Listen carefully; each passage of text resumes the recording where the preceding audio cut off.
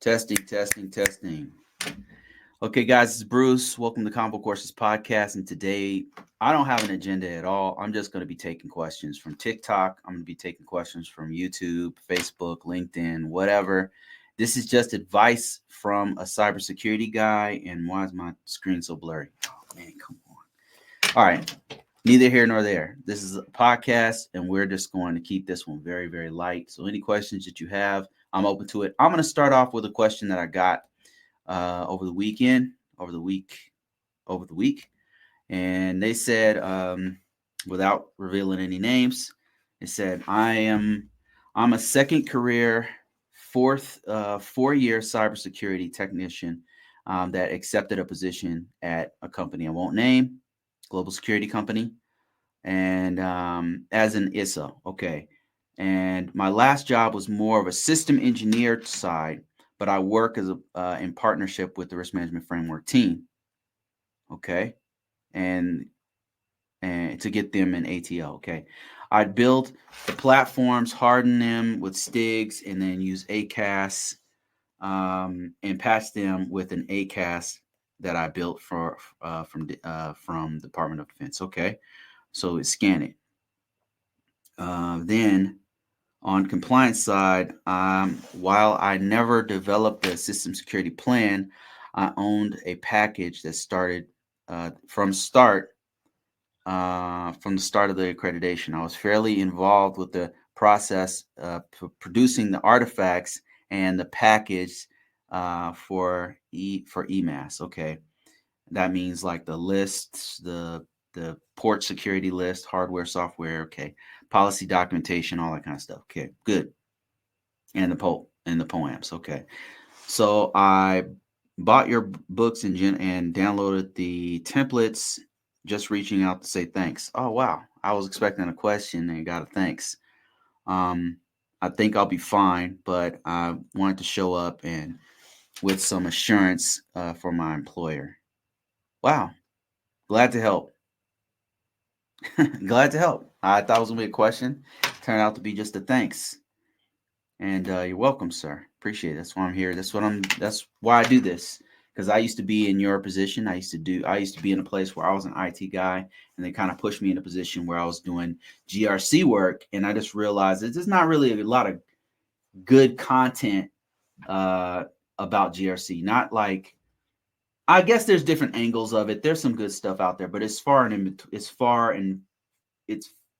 there's not that much. So I just thought I'd contribute. This is some place in life where I can contribute. So I figured I'd do it. And it turns out to be helping some people. So that's good. Okay. Somebody asked me, Junior and Major says, is it worth getting into cybersecurity, seeing as it's hard to get a job after getting your degree? Is it worth getting into cybersecurity? Yeah, it really is. It's really worth it. It's worth any kind of sacrifice you put into it, because in here I'll give you a few reasons why. There's a lot of talk about the economy collapsing or late stage capitalism or whatever, right? The economy's bad, you're going to lose everything, you're going to lose your money, you're going to lose your job. And let me tell you something, there's a justified fear of losing your job or being paid less or laid off or something like that. But in cybersecurity, they always need us. They always need cybersecurity. In this day and age, unless an EMP goes off and destroys all technical civilization, there's going to be a need for a protection of all of our digital information, because that's the direction we're going. That's the direction that humanity decided to go, is to make everything digital. And so they need somebody to protect it. Man, this thing's really bothering me. I'm sorry, guys. Let me just fix this. It's really blurry. Oh my God. That just sucks. Oh man, I don't even know what oh, it's this. Oh, damn it. Okay. All right. Let me just bear with me. Now it's even worse. Look at that. Oh man. Okay. Hold on a second. Let's fix this. It's not cool. We're just gonna switch it to automatic. Look at that. Oh, it's so bad. All right, that's much, much better. Okay, let me start over. So somebody asked me, is it worth getting into cybersecurity, seeing how it's really hard to get a job when you get out of college to get your degree? It's very much worth your time. And the reason why I would say is that in light of the economic ups and downs that we have in the U.S., in the U.K., in Canada, everywhere, cybersecurity is one of those careers that's always going to be needed in some way, shape, or form, and not only in your country but in other countries. So that said, you could literally get the skills you need and go to another country, go to another company, go to another government, whatever the case may be. There's always a need for this work. It's very necessary. And companies and organizations make the mistake of saying, "Oh, we don't, we'll get to it when we get to it," right? And then they get hacked, and then it becomes an emergency, right? And companies and organizations, small, medium to large size organizations, are starting to realize that they can't just wait to get attacked. They have to play the proactive game and hire somebody who's a professional at this, and at the very least, hire some henchmen who could put out some fires. And that's us. That's cybersecurity people. So is it worth it? Absolutely. It gives you a level of job security that you can't find in every field. And now I'm not saying, you're going to get in a company and they're going to keep you for 30 years. No, that doesn't happen anymore. But what I'm saying is, if they lay you off, you have many options. If you get tired of that position or somebody's an asshole, you have so many opportunities out there as a cyber with this skill set. You have so many opportunities. That's what I'm trying to tell you. So is it worth it? It absolutely is worth your time. It's absolutely worth your time. And any effort that you take, if it takes you longer to get into cybersecurity, if it takes you longer to get into a high level IT position, it's going to be worth your time. I promise you that. So then they said it's hard to get a job after you get your degree.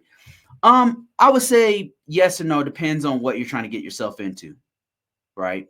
I would say yes, in that a lot of people don't know how to get into it, and they think it's something that it's not, and that's really what gets people trapped and hemmed up. I'm trying to give you a picture of what it is, so that this doesn't happen to you. There's a lot of crazy ideas about what IT is, and misconceptions about what cybersecurity and GRC is, and I'm trying to clear that up. Some people, especially if they're coming from outside looking in, they think that IT and cybersecurity is what they see on TV, and I promise you it's not. I promise you it's not. It's not any of that. I remember when I was a cop, when I was a police officer, when I was an MP. I don't know if you.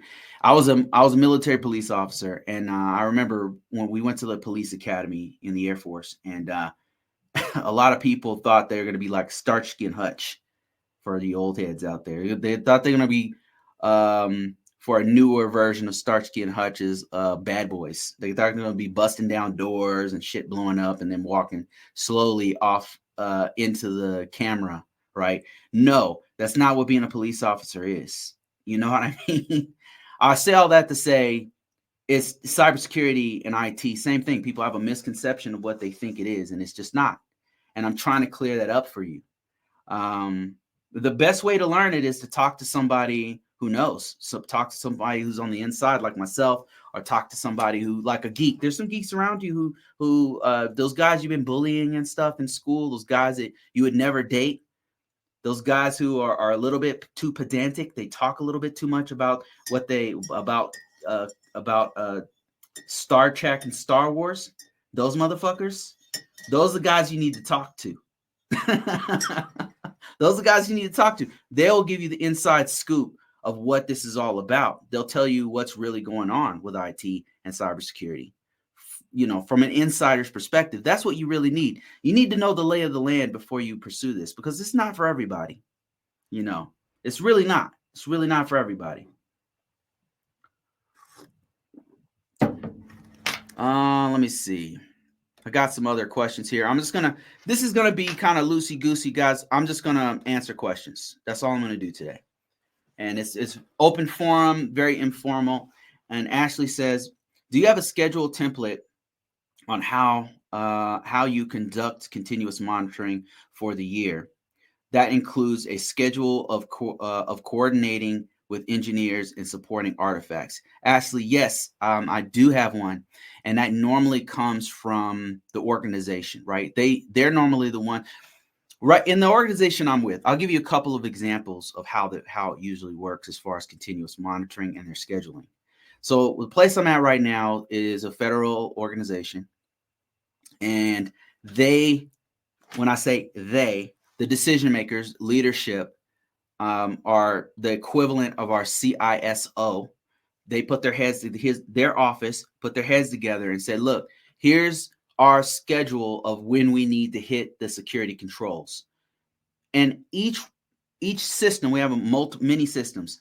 Each system has its own schedule of when we need to hit those controls. When I say hit those controls, what I mean is conduct an assessment on them, on like a internal assessment, and check them out, like making sure that in the implementation statements are correct if you are in EMAS or Exacto or whatever system you happen to be working on, or if you happen to be working on that, God forbid, on a spreadsheet. The information in there has to be accurate. If you're talking about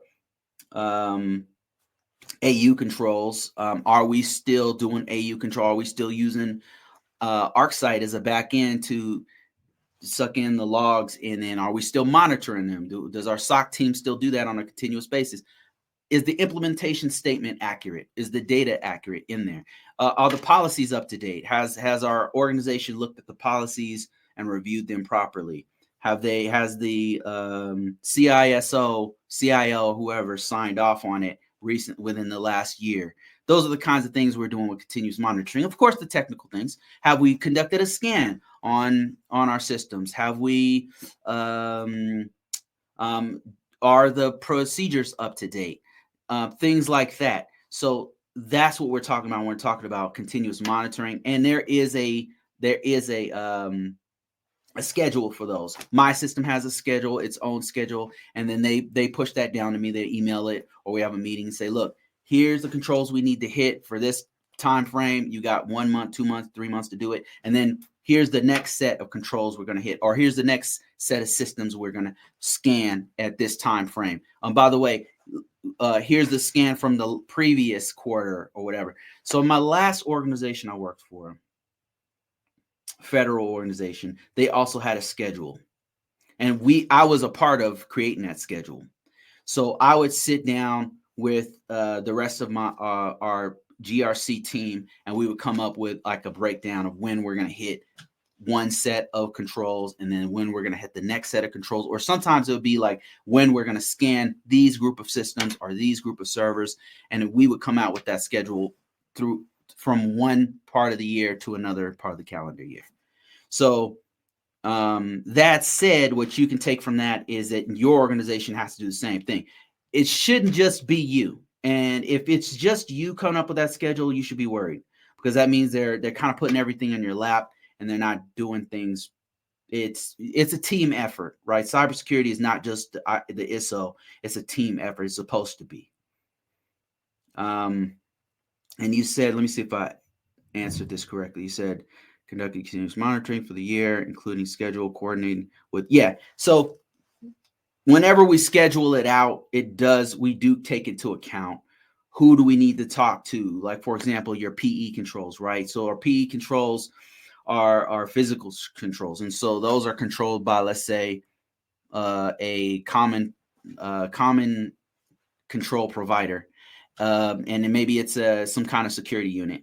And I've got to coordinate with them to figure out if they've updated their part of their policy, for example. So that might be something I would coordinate with them when I did do that, when I scheduled those controls to be monitored, to be examined. So that's, do you mind sharing? We don't have them at my organization. So this would be something, the way you would do it, Ashley, what I would recommend, this is just a recommendation, right? And this may not fit I don't know what's going on with your organization. But what you definitely want to do is be inclusive with this. Don't do it by yourself. It's one of the mistakes I made early on in my career is I try to go it alone, and try to do like a diehard Bruce Willis going through a building, clearing everything out myself. No, this is not it's a team effort. Cybersecurity is a team effort. Don't suffer alone, as they keep saying in my organization I work. Don't include more people, right? If you know that you need to have a continuous monitoring plan. What I would do if I were you is I'd come up with some solution. I'd draw up some kind of solution of how we could do it, right? Something reasonable. Like maybe we scan this set of this set of systems in this part of the year, and then we address them in the next part of the year. Or we're gonna review in this part of the year, we're gonna take 3 months to review all the documentation, right? To make sure it's updated, to make sure we coordinate with the firewall team, for example, to make sure that portions of the documentation is accurate, right? Or still relevant. Like, are we still even using Palo Alto firewalls or whatever, right? Just making sure that the documentation is accurate still, and for that we do need to coordinate with other people. So come up with some kind of plan on. You could do like draw up like a draft of a plan on your own, of like, here's what I would do. Like, this is the best thing for us to do based off of our organization. Next thing you want to do is pull in some peers. If you have best case scenario would be if you have a peer, a coworker, and who's working on the system with you, and say, look, we need to do continuous monitoring. What do you think about this? Right? And then let them look at it. And at some point, you're going to have to pull in some managers. At some point, you're going to have to pull in managers to look over what you've had to say here. Like, here's what we're planning on doing, and here's how we want to do it, right? And at some point, you're going to have to bring in others. Like, maybe if you are doing IA stuff, like you're doing identification and authentication stuff, you have to go talk to the system admin team to get their take on some of the language that's in the implementation plan, for example. Or if you have to update the plan of action and milestones with different statuses, you got to go and coordinate with them. So you're going to bring in other stakeholders as you go along, but you're going to have to get your team's sign their endorsement of your idea. And the reason why I suggested you draft something first is because I don't know about you, but I don't like when people come to me with problems and with no solution and they're in panic mode. I'd rather than be prepared and say, look, this is what we're supposed to do in accordance with 837, blah, blah, blah. And here's how we can do it. What do you think? Right. And if they have different, and they're like, no, we should do it like this, or we've been doing it like this, and that's fine. But at least they're addressing it, and then you guys can start working on it. Right. So I hope that makes some sense. Just don't do it on your own. Don't make that mistake. I've done that. It's very stressful. And then and the thing is, even if you're brilliant and it's a great plan, and it's just like you woke up in a fever dream and it was a lucid dream you had about how you can perfectly do it, and then the shit goes wrong, they're going to blame you. So one part of security is accountability. It's a very big part, right? And like I said, it took me a long time to learn this. Accountability isn't just on your shoulders.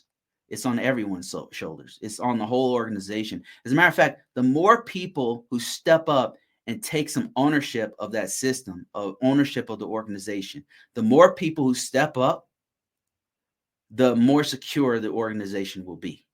But I've been in organizations where they try to put all that shit on one person's shoulders, and it's usually a security person, and it ends up being that the security person's like a fall guy because they're waiting for shit to go down, and then when it does, they kind of blame that person. That's horrible. It's a horrible situation to be in. And if I were you, if you happen to be in that, man, get out of that situation. Don't ever allow yourself to be in that situation. And if you happen to be right now, put your resume out right now and look for another position. There's tons of jobs out there for you. They're not the only show in town. But if they're like, yeah, we just need ideas. We're a team. We're going to get this done together. That's great. That's good. Like if as long as you don't have to agree with everybody's ideas, but if everybody's taking accountability together and saying we will get this done, then that's the kind of attitude you want to have. That's the kind of organization you want to be involved in. All right, let me answer some more questions here. And Ashley said, "Thank you for sharing. It's challenging also because we have 3 portals, but not necessarily not necessary for all SAs, system administrators, as well as a 620. Okay, I don't know OPRD. Okay, you must be in DoD. That sounds like DoD is all kinds of acronyms. They're about them acronyms, man." Okay. Let me see if I got any other questions in TikTok. Okay. Somebody said, "I'm a computer science student looking to get into cybersecurity during college. Any advice?" Yes. If you happen to be a student, I get a lot of students watching me, and smart. You guys are very, very smart. You're meticulous. You're looking at your future. And now you're on this call with me. You're on this live with me, and you're in luck because I'm about to give you some valuable information. It's going to change your entire life and possibly the life of your family and your kids and your kids' kids, maybe. Here it is. While you're in school right now, while you're getting your degree, start getting experience right now. It's the experience that's going to win the day, not necessarily the degree. The degree is going to kick down that door for you. But the thing that's going to win the day is going to be the content. The content is king. The content is your experience. Get the experience now, right now. Do not wait. So what I mean by that is there's many ways, right? And after I tell you how to do it, all you have left is excuses if you don't. So listen. Number one, if there's a way that your university, you're in the institution you currently work at, or the institution you're currently learning at, right? Whatever organization you happen to be in, they have an IT department. Try to get a job there right now while you're a student. That's one thing you can do, right? It's probably the best case scenario. Now, if you can't, no need to get your panties in a bunch. What you need to do is go and see if they have a program. 9 times out of 10, the organization you work for, even if you're not doing IT, the organization you're learning at, the school, university, community college, whatever, vocational school, wherever you happen to be, has a program to get people to do IT from within. They usually try to pull talent from within their organization, right? It's just more beneficial for them than to go out, have a headhunter go out and find somebody I don't even know, pull them off the street and try them for 90 days. It's easier for them to contact the students like, "Hey, students, we need somebody to help us re-image these systems. We have a working student program. Why don't you come in here?" Or, "Hey, I know you guys are working here at Taco Bell at the front of the taking orders and stuff, but listen, we have an IT department. They have a career page that they're looking for IT people. They have sometimes programs that are looking for in-house people to cross-train or to laterally move from one career within that organization to another, right? This is your best bet. Start where you are. For you students out there, you have so many options, not just finding work there, working student programs there where you're helping, even if they're having you do voluntary work, because that experience is golden. That's the stuff you're going to put on your resume. Okay, not just that. They also, for you students, they have internships, they have apprenticeships. You just got to look for it. So look for it. And if you can't find them at your university, guess what? They're online. You can go to LinkedIn. You can go to name a job aggregator, and they have it. All you got to do is type in IT and then filter by apprenticeships and internships. And they're looking for somebody who's working on their degree because they're hoping that you will be a great candidate to stay when you do get your degree. So it's actually a win-win. It's a win-win for you because you get that experience, and it's a win-win for the organization because they get a smart person like you. So yeah, Ashley is saying Army cyber recruiters heavily Army Cyber is recruiting heavily for those interested in cybersecurity. Absolutely. And Army is not the only one, by the way. The Army's doing it. The Department of Homeland Security is doing it. The Department of State is doing it. I'm constantly getting emails about them trying to recruit people to pull people in because they can't get enough young people to do this work. Hell, they can't get enough IT people to do this work because they're competing directly with Google and Facebook and for all this talent. So they have to actively imagine that the government actually actively going out and trying to find new people to come in and work with them. It's the truth. I'm constantly getting bombarded with these. Now you need to take an active role and get that experience before you even get out of school. Before you even get out of school, start working on it. That's how you do it.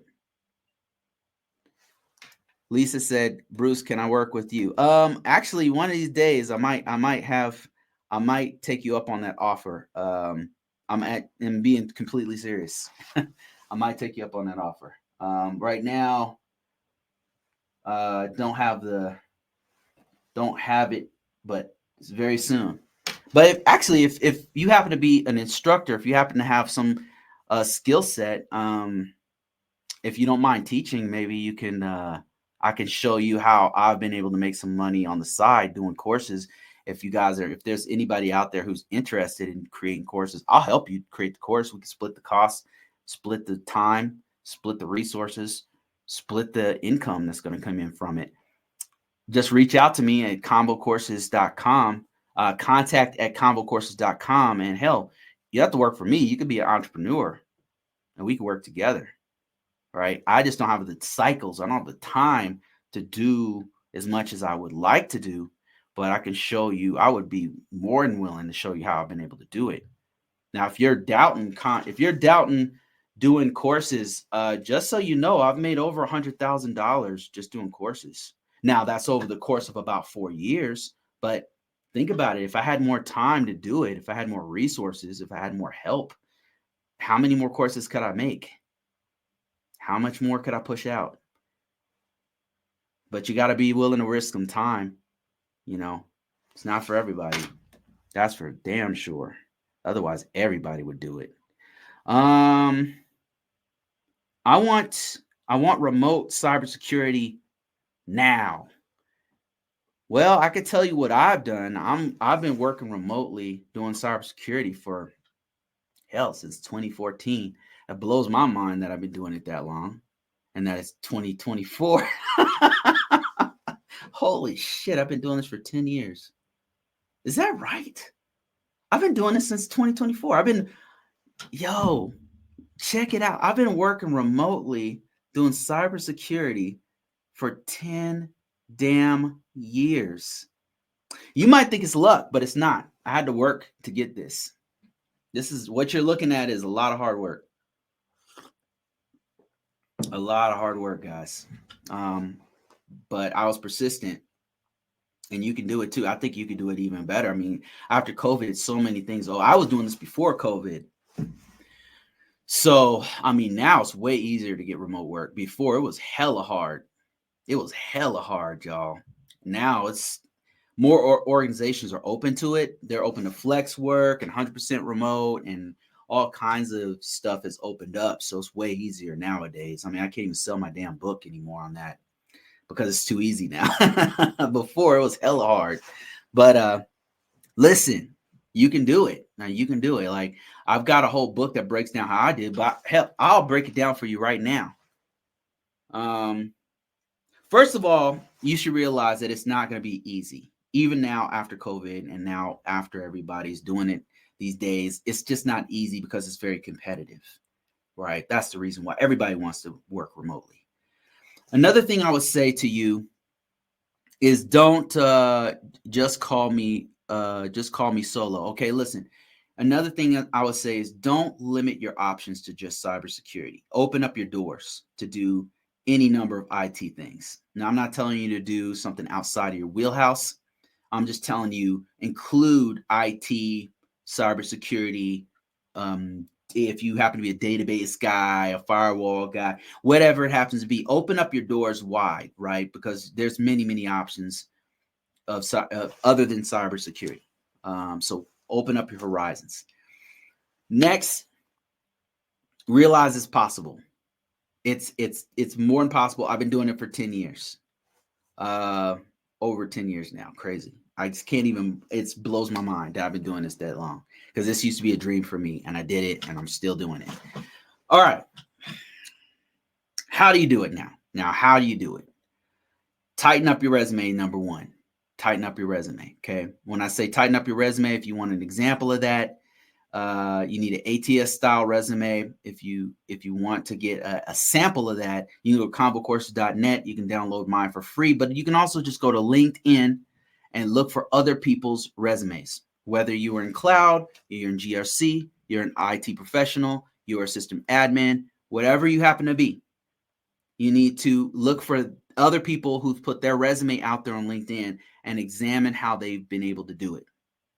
Okay, look at their profile and copy what they've done. Not word for word. I'm not telling you to lie on your resume, because I'm doing this for the long haul for you. I want you to be in there for the long haul, which means you can't lie on your resume, because you're going to be in an interview if you do it how I'm telling you how to do it. So if you lie on your resume and you happen to be sitting there in front of the interviewer, you have to bullshit your way through the interview, and you don't want to do that. So that's not what I'm telling you to do.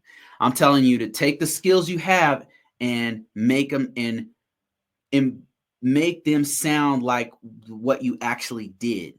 All right. And if you want an example of that, like I said, you could download my resume or check out other people's resume on LinkedIn.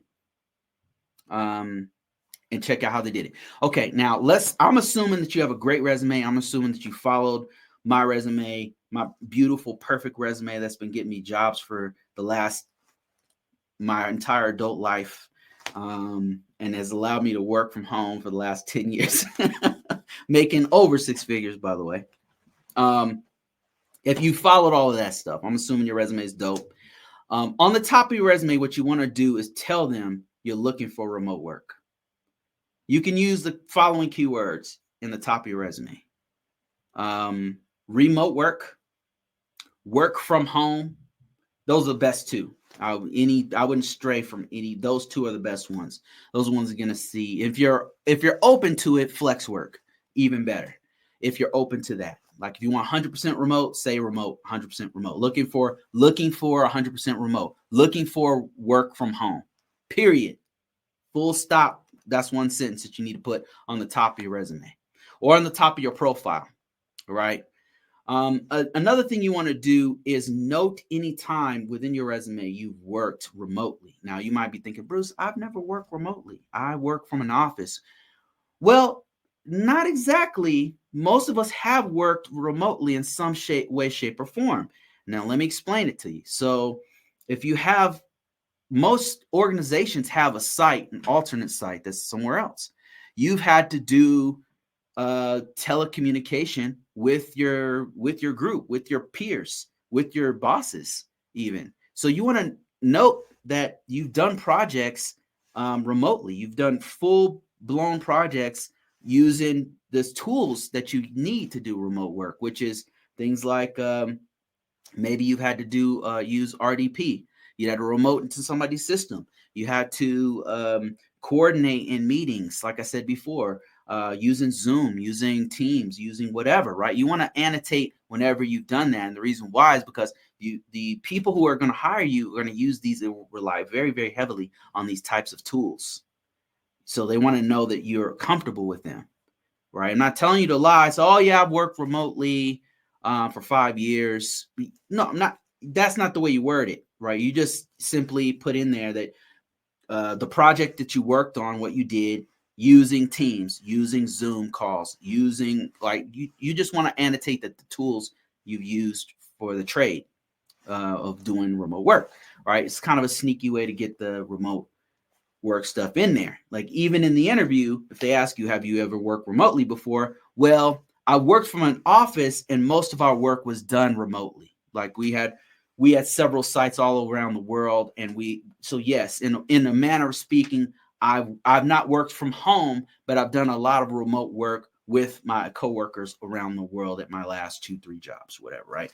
So that's to let them know, hey, I'm used to not seeing a face. I'm used to not being in the office and being very, very productive, right? So now we've tightened up your resume. We put in there that you want remote work. Now comes the heavy lifting. You need to put that shit everywhere. And this is something I say damn near every week. You need to put that shit everywhere. It's a numbers game after that. If your resume is tight, you got the keywords for the thing you want to do in there. Now it's just a numbers game. And what I mean by that is that you need to put it everywhere. You need to put it on every single job site that you know of. You need to be very, very aggressive about it, and you just don't stop. And I'm going to warn you, it does work. So you will get a ton of calls. Now you got to screen them. You have to screen them. Because not everything people are going to be contacting you, emailing you, calling you on your phone. Not all of them are legit. Not all of them are going to be people you want to work for, to be honest. So you need to screen them. You're going to be interviewing and screening them just as much as they're interviewing and screening you. Screening to see if it's even real or something that you're in alignment with, right? And that's very quick, because some things are going to be in another state. Some things are not going to offer you enough money. Some things you got to be picky, because you're going to get so many different offers. Some things are going to just be flat out fake. So you got to screen. And then comes the interview process. This is the hard part, because you're going to be competing against a ton of other applicants who are going after the same position. But you got to be persistent. If you want to work remotely, it requires way more work than a normal job to get. Way more. If you don't have experience, let me put it to you this way. If you don't have experience and you're just coming off the street doing IT or cybersecurity or whatever, and you don't have, I would say, at least a year of experience doing basic IT, I wouldn't even entertain the thought of doing remote work right now. I would not even entertain the thought. I would try to get a local job doing IT for at least 1 year, and that is being very generous. At least 1 year of getting your hands dirty, fixing computers, being in this field, knowing what a ticket is, knowing basic shit. That's what you got to do first. Right now, if you happen to be in IT already, you happen to be a help desk person, you have to be a customer support technician, taking calls, walking people through how to reconnect their system, whatever. If you happen to know what an IP address is, an internal IP address and an external IP address, if you happen to, even a GRC person, if you happen to be a policy person, you've been working with companies for quite some time, but you don't know how to maybe fix a router, but you do know how to get somebody an ATO, I'm talking to you. You can be working remotely, and it's worth your time to do it, because it's been awesome. It's been awesome. If I wanted to, I could still work in an office. But I've been doing this for 10 years, and I'm not ever going back to an office if I can help it. All right, let me see. What are your thoughts on getting into data privacy? I don't have any technical background. What are my thoughts on getting into data? So data privacy is a part of everything we do these days. Cybersecurity. If you say cybersecurity, 9 times out of 10, that includes protecting PII, personally identifiable information. So it's a part of what we do all the time. In fact, if you're in IT at all, you are in effect having to protect PII, people's personally identifiable information. So what I think about it, it's a part of cybersecurity, and it's never going to return to anything other than that. It is a very, very, very important part of cybersecurity. It's a huge field to get. Cybersecurity, like I said, it's lucrative. It pays you, right? Now, if you don't like IT, you don't like computers, I know some of my coworkers have flat out told me I hate this stuff, but it's paying them. It's paying them so good they're able to take the money and do other things they like to do. So anyway, you don't have any technical background. Okay, let's focus on that part. That's a very important bit that some people kind of skate over. Listen, if you trying to get in this field and you like what I'm saying, you like the song that I'm singing here, listen, You got to get the experience, the knowledge first. Number one, get the knowledge first, right? Number one, you need to know the common body of knowledge of information technology. That's the number one thing you need to do. First, very first step. You can't do anything else aside from that, right? And when I say that, I mean the common body of knowledge. That means like the basics of information technology, the basics of fixing computers, the basics of how computers work, what is a server, what is a workstation, all that kind of stuff. The basic stuff that you need to know that first. Then you can start working on the hands-on portion, right? And I don't recommend anybody skip this. Now, tons of people do, but I recommend that you start building a lab in your own house. It's going to do a couple things. It's going to help you to understand all this stuff better, but also it's going to give you a taste of what you're in for, because you might not want to do this. You might not want to. I know I say that a lot, but I'm serious. You might not want to do this, and this is not for everybody, right? Okay, it's like those people who say they want to be a doctor, and then as soon as they see blood, they pass out. Like, this is not for everybody. You know, it's very, there's no blood involved. I would say there's rarely sweat involved, but sometimes there's tears.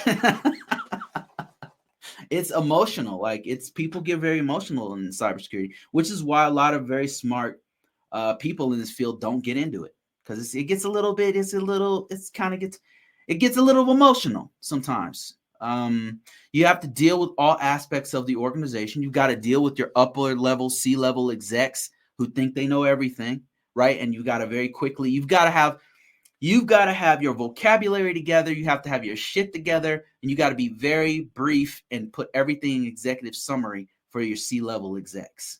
And if they're assholes, then you got to swallow so much pride, especially if they're dumb assholes. And then there's upper level management. You got to deal with managers. Managers are just trying to get stuff done. Those are the foot soldiers who are managing other people getting stuff done. They're mid-tier managers who have to talk to the upper level, C-level execs and follow the mission of the organization and give people all the tools that they need to get stuff done. So you got to know how to talk to them. And then you've got to talk to the actual people in the field. And that's, I mean, you've got to use a different bit of language to talk to the technical people that you do to talk to the management people that you do to talk to the C-level execs. And then sometimes you even have to talk to the client. And so you're dealing with different kinds of assholes with different asshole situations. You know what I mean?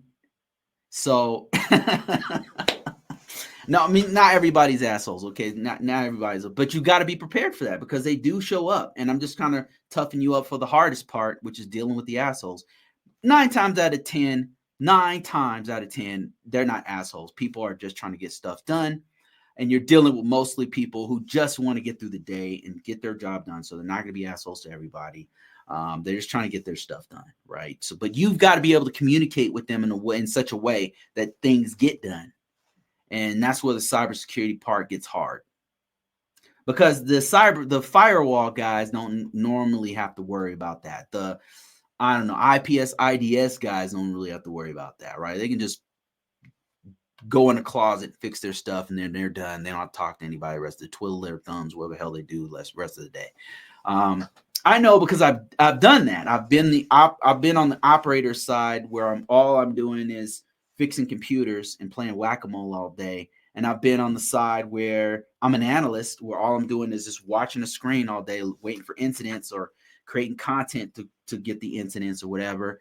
And then I've been on this side of the house, where I'm a GRC type guy, and I'm talking to all these different levels of the organization. It's emotional sometimes, and people get in their feelings, including myself. Like I've got to check myself sometimes. Like, damn, when people's livelihoods at stake, it just, it tends to get people a little bit in panic mode.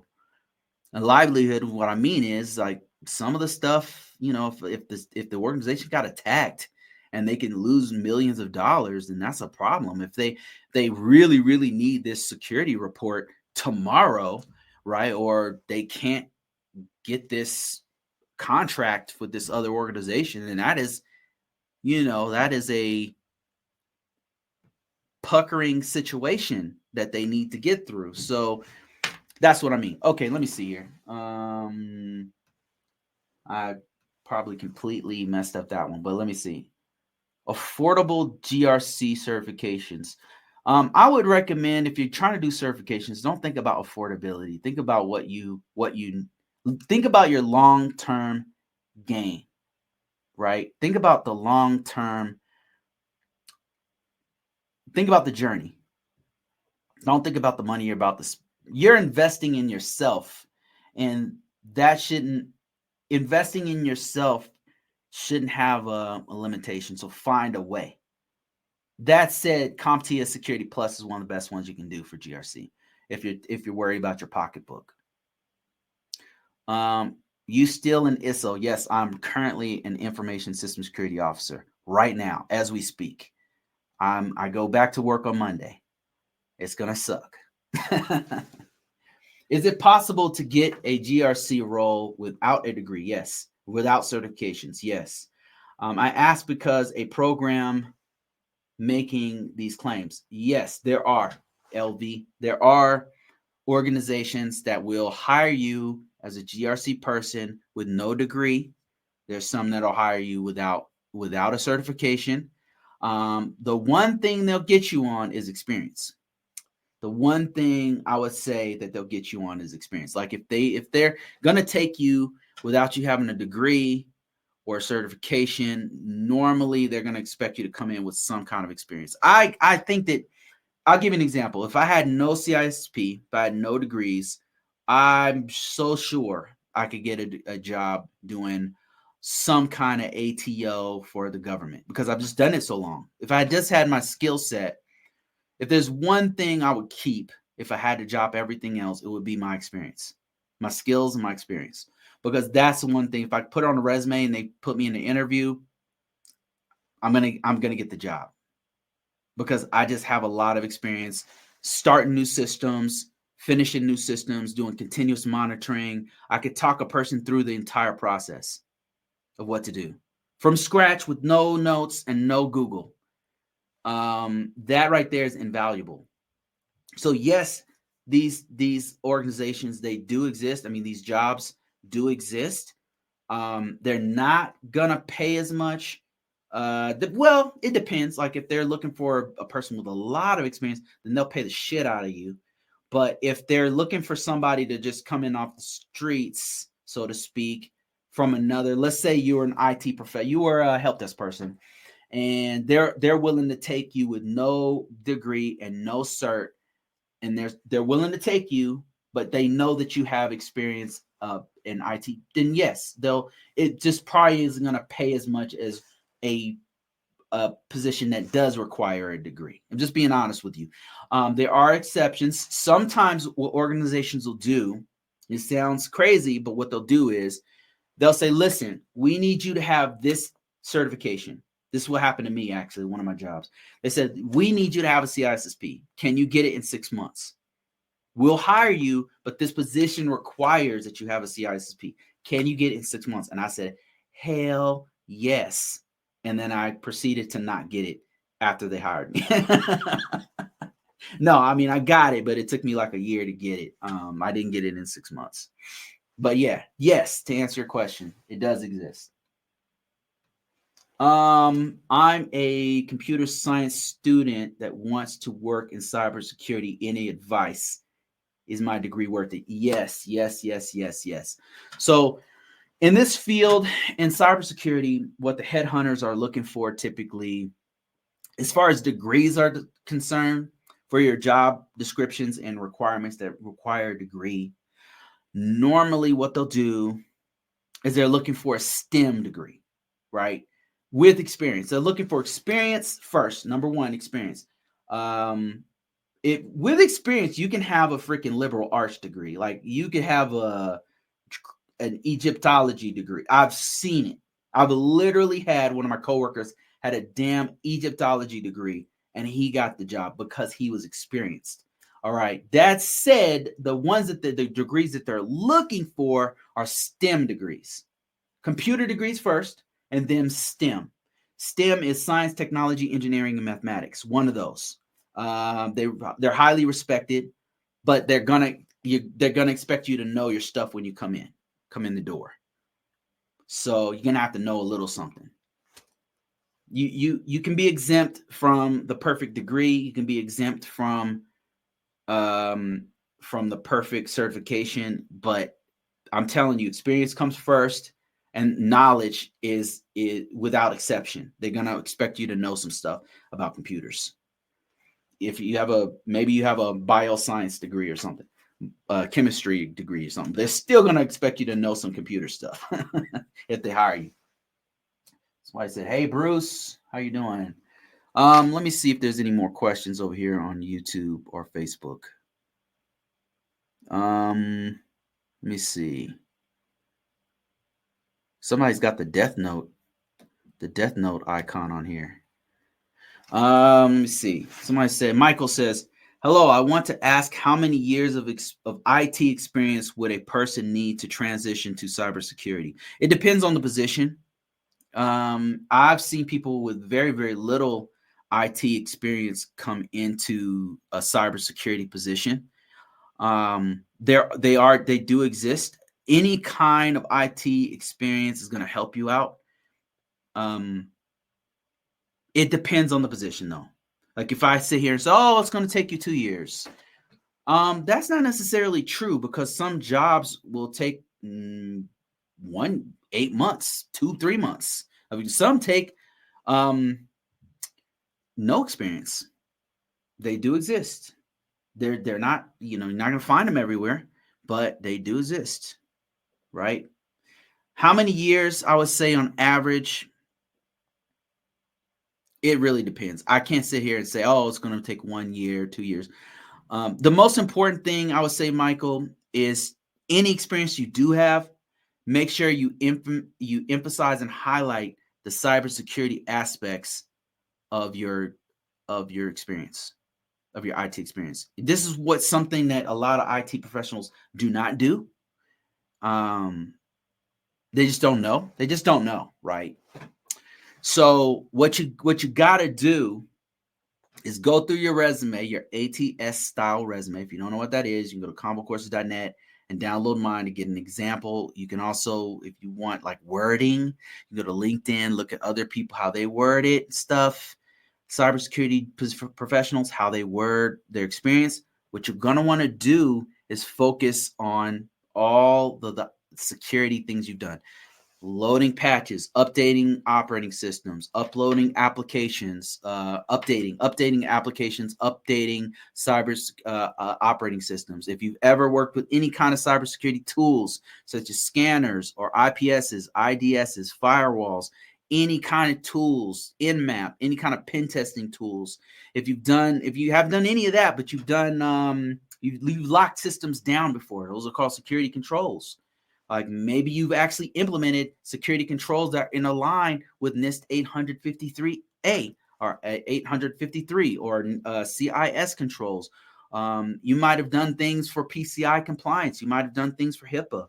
Those are things you want to put in your resume. But a lot of people who have IT backgrounds, they just don't know any better. They just don't put that stuff in there because it's more important that they it seems more important that they installed Windows 19 server or whatever, right? And in cybersecurity, yeah, that's cool. But what did you secure it? Did you harden the system? How did you do it? Those are the kinds of things that you got to put on your resume. So I can't answer the question. I don't have a hard and fast 1 year, 2 years, 3 years, what you're expecting. You have to look at the job description. They'll tell you how many years they want and then go from there. But the most important thing, though, is to put on your resume what security things you've done. Let me see. Let me see here. TikTok. Isaiah says, "I'm planning on obtaining my Security Plus, my Network Plus, and my Azure certs. Would it be likely to land a job?" Just getting certifications won't land you a job. I don't think that that's a popular thing to say these days. All the gurus are saying, "Oh, get the certification, take my course, and then You'll pass the certification.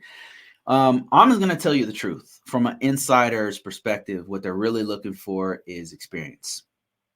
Then you shouldn't start crying or panicking about that. You could just get the experience. I'm not telling you not to get certs. Certs are great, especially cloud certs. Get them. But what I'm telling you is put experience first. Get hands on. Do projects.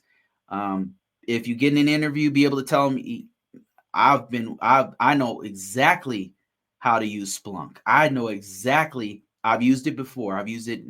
I set up a lab and I set up my own. You got to get your hands dirty. The best kind of hands dirty you can get is working for an organization, even if it's for free. Even if that organization was your college. You want to be able to get some skin in the game, so to speak. And that's getting your hands dirty and getting experience. The most important thing you can do is get experience and put that shit on your resume. Is the most important thing you can do. Everything else is kind of frosting on the cake, right? The cake is experience. The frosting is the CISSP and the Security Plus, and the Network Plus is like one sprinkle dropped on the cake. The Network Plus. Okay, anyway, let me see. I'm a computer science student who wants to work in. Okay, I think I already answered that one. What are your thoughts on getting into data privacy? I already answered that one. 100% accurate. Okay, going to get a job at my school IT department this summer. Oh, that's great, man. I love to hear that. You're on your way. I'm still in school and I did an internship with the feds. Now they are willing to train me. Okay, here you go, Armani. Listen to this, guys. Listen to this. If you happen to be a student, listen to what I'm about to tell you. Listen to this testimony from this dude on TikTok. He says, I'm still in school. I did an internship with the feds. That's the federal government. That's Department of Homeland Security, Department of DOD, Department of State, whatever, right? He needs to name it. And he says, and now they are willing to train me to do risk management framework. So this dude's about to be set up to make an easy 6 figures doing risk management framework for the federal government. And they might even give him a GS position, which is one of the most secure jobs you can have in the United States, is a GS position. It doesn't pay great. There's pluses and minuses with everything, but it's going to be a very secure job, and they probably have the best medical care in the United States, which is saying something. Okay, let me see here. And a friend of mine, actually, he got an internship at his school, and this dude, I mean, when he gets out of school, he's going to have a degree. He's going to have like 3 years of experience working at the school, being a help desk guy. He'll be able to level up very quickly wherever he's at. Somebody said, hi, sir. What do you think about cloud engineering as a career? Cloud engineering is the shit. It is the shit. It is cloud engineering, any kind of cloud work is hot as hell right now. And I thought foolishly that it'd just be a side thing. It turns out every person on earth has to know it. I mean, damn, it's every damn where. And now with this freaking AI shit, most AI is on the cloud. Yes, it's good. Learn it. I have to learn it myself. Armani says, I thought I was going to go into digital forensics in my internship and got thrown into risk management. Isn't that always how it works? I love it. Information security officers just got to learn to be technical. Yes. Man, this guy, man, I'm always blown away by some of these people. That's great advice. Like, this guy's really in there. He's absolutely right. So a lot of people have a misconception that you're going to be in digital forensics, or you're going to be a hacker, or pen tester or something. Because that's what you see on TV, right? This is what you see in the movies. All the smart guys are doing all that stuff. It's very sexy, and they have, Angelina Jolie being a hacker or some shit. Literally, like the movie Hacker in the 1990s features Angelina Jolie as a hacker. Now, I don't know. That's the most ridiculous bullshit ever. Anyway, Neither here nor there. But Angelina Jolie is a hacker in the movie Hackers. And that's just bullshit. That is just bullshit, right? It's not it's just one part of cybersecurity. And hacking, by the way, is not flying through a computer using 90s graphics. It's boring. It's a black screen, and you're doing command line interface for 20 hours. It's not fun. No, it's fun, but it's not like it looks on Hollywood. It's cool. It's actually, when you really get to know it, it's beautiful. It's actually really cool. But anyway, so I digress. It's not all hacking and digital forensics, right? You're not going to be, what was the movie? Hugh Jackman. What was that movie where Hugh Jackman is a freaking hacker? It's not going to be like that. It's just not. This is not CSI, digital forensics and stuff like that. It's just not fun. It's not like that. It's a boring job that's going to make you $100,000 a year and allow you to take care of your family and pay your mortgage. That's what cybersecurity is. And it's not all hacking. It's not Angelina Jolie. It's not Hollywood. It's not freaking Hugh Jackman. It's people like me. It's people like myself who are high school dropouts who don't look like that, right? So, and it's not all, so when I say it's not all hacking, it's risk management framework, it's compliance, it's doing meetings, it's and another thing Armani said that I really like, he said being a GRC person, an information system security officer, a lot of times we are focused on the policy aspects of it, but and kind of light on the technical aspect, and really we do need to know a little bit more about that other side, that the hacker side, the digital forensic side, and the cybersecurity analyst side of it. That really does help you in this career field. So, all right. Thanks, Armani. That was great. I like that one, man. And Armani says, also, guys, note when you're working in an agile environment, if you do daily stand-up scrums, that can be articulated in your resume, that agile methodology. Yes, absolutely. This man's in the game. He's spitting some crazy game right here.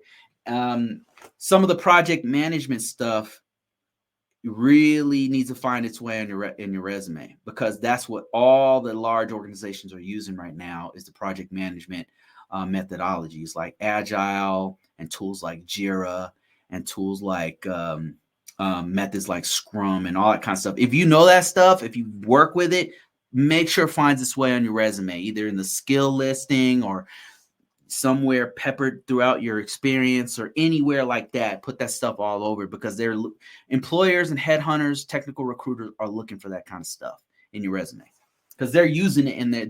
They're looking for stuff that people are using in their organization to do whatever work.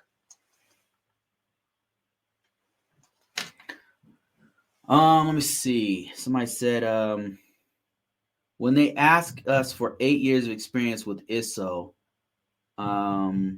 would you be able to lie, but know the skills?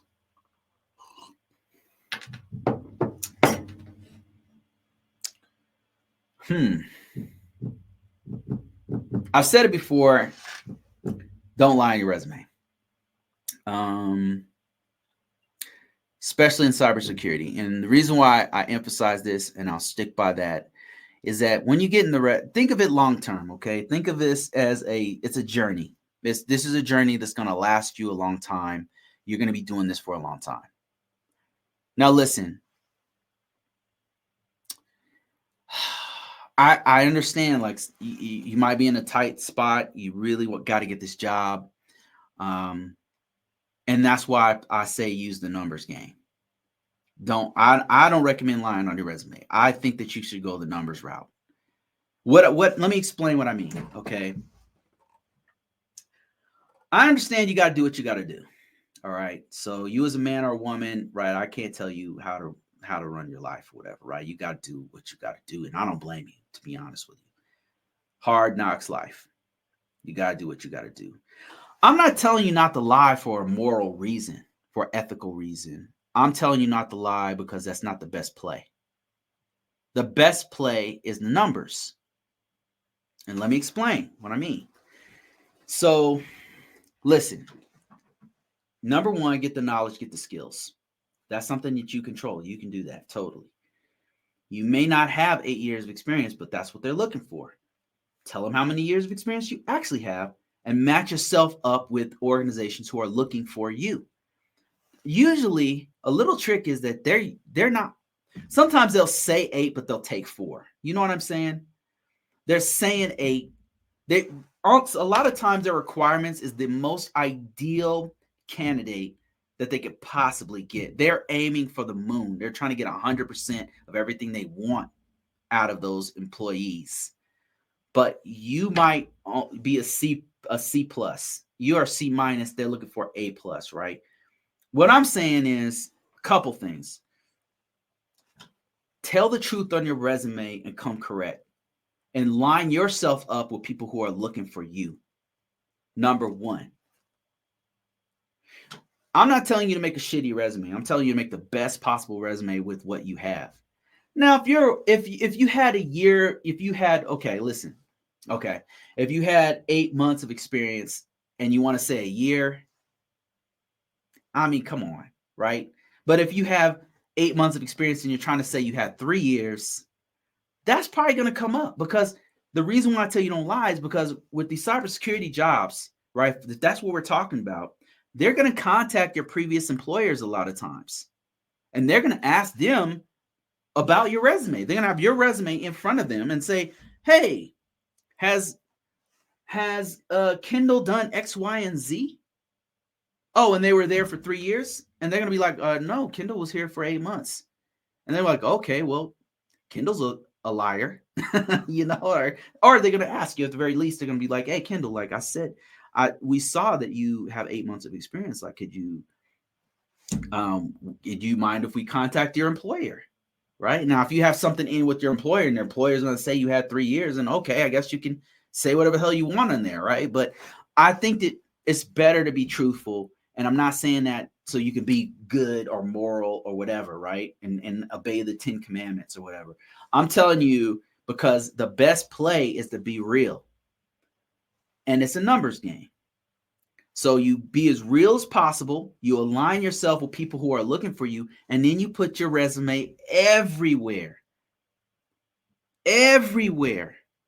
If you put it everywhere, you're going to get calls.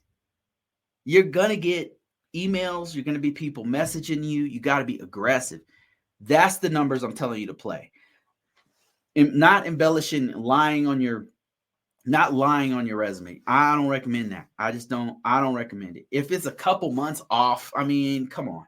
If it's years, you work 8 months and you're saying 4, 3, 5 years, no, don't do it. You don't even want to work in an organization where you had to lie yourself in there. You just don't. Do you want to do that? I mean, I don't. I personally don't want to be there. And they're like, well, this person the most senior person there. We all have a year of experience. This person he says he has 8 years of experience. Let's rely on him to do all this stuff. I'm like, no, like, I don't want that kind of pressure on me personally, but that's just me.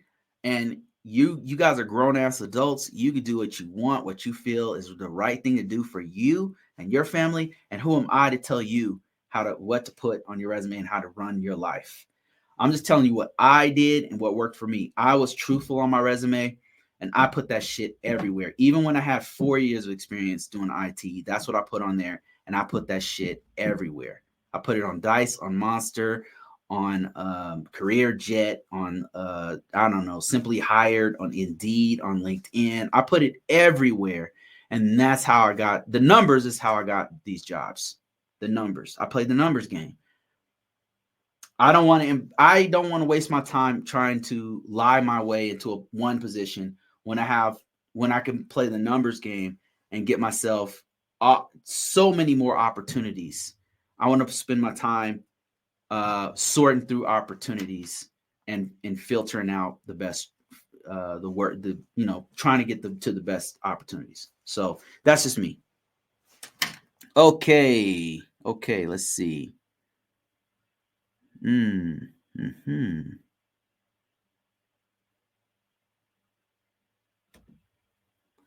Jonathan says, are there part-time cybersecurity jobs? Part-time, yes. And so that's why I was saying before, like, it's a numbers game. So if you tell the truth and you come correct with your skill set, here's another little trick. You could work 2 or 3 different jobs. You can work 2 jobs. Think about it. You can work. People are, I don't want to make no 60,000. Well, what if you had 2 lightweight $60,000 jobs? What if you had one that was 60,000 and one that was 90,000? You know what I'm saying? It's a numbers game. You can work 2 different jobs, making over 6. You can do really well telling the truth, playing the numbers game. Are there part-time jobs? Yes, there are. You know what I'm saying? But you got to have the skill set to do it. If you lie your way into one stupid ass position, you might have cost yourself 3 or 4 other really good ones with the skill set that you actually have. Being who you are. Does that make sense? That's all I'm saying, right?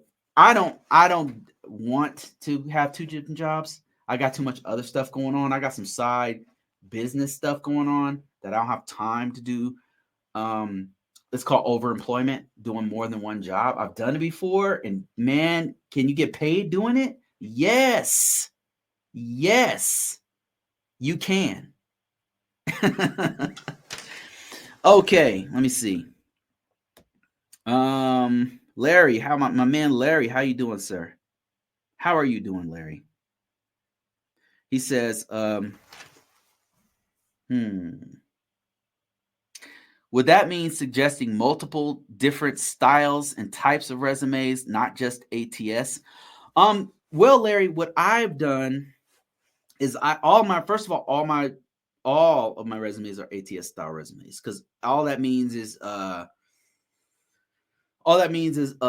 application tracking software. So that means that it's the resumes that I make are compatible with the organization's database.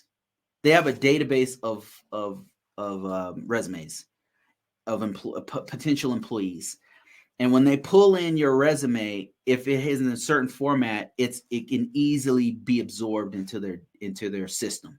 And then when they're sorting through potential candidates for a position that they lost, your name, Larry, will come up and be like, okay, Larry this dude's a PM. He's got 3 years of experience. He's got a security plus, blah, blah, blah. Okay, let's call him up. And they'll call. I get calls from people.